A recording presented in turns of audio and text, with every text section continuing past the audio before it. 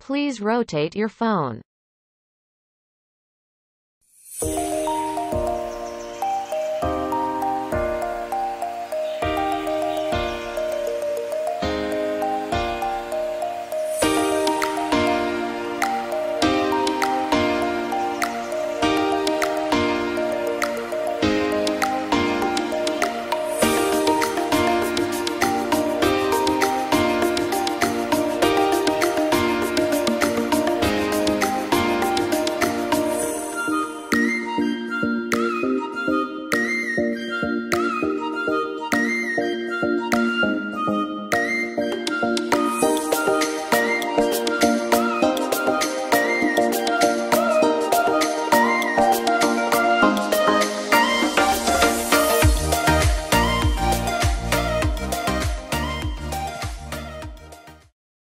Oke, pada hari ini kita akan bertemu dengan seorang pengusaha tempe yang ada di Desa Babai.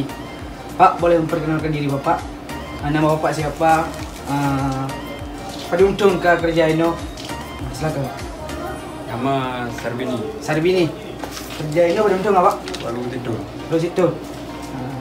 Jadi selama Bapak bekerja ini, berapakah produksi yang dihasilkan pabrik tempe dalam Siuro? Euro kacang ni. Kacang ni diproduksi sampai terus keluar, baru keluar dia. Berarti punya kacang ni 20 kilo. 20 kilo Siuro. Punya truk dari Lamno dari Calang. Pemasaran ni Pak. Nanti pemasaran ni Dan kena Damno dan Calang. Selain dua, misalnya luar-luar Aceh ataupun luar Aceh Jaya hanya Pak. Jadi selama pabriknya berdiri Pak, padum kah yang bekerja ni karyawan je?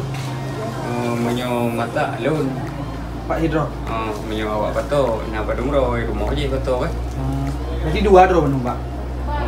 Lebih kurang 5 ro. Lebih kurang 5 dro dengan nyampo je. Awak pato lah kan. Lun berarti utam mata mendang kabere ya. Udah wo. Berarti Pak, kira-kira pabrik tempe berdiri pada untung tak? Berdiri meleton lah kan. Betul kan. Punya pendapatan per euro je kira-kira Pak, estimasi mentong kira-kira padu Urung kerja, aku tempe je gimana kali. pemasukan dari tempe je, dari barang je. Lebih kurang berapa juta. Sejuta kan, sejuta per euro. Angan awak kerja, berarti kali bersih lah. Jadi dengan gaji pekerjaan Pak. Kira-kira nyo gaji, nyo maaf Pak mungkin banyak. Kira-kira gaji pekerja dalam sebulan bayar je atau kibar per bulan? Anak murah. Murah. Kira-kira si euro Pak? Tekan wo 80 lebih. 80 lebih. Yang loan mendong kan, mau awak betul kadang. Ayam perlu Berarti lain-lain Pak. lain-lain. Yang jika janji bina ataupun tergantung pendapatan je? Tergantung. Tergantung pendapatan. Menyola pendapatan bisa jadi lebih Pak.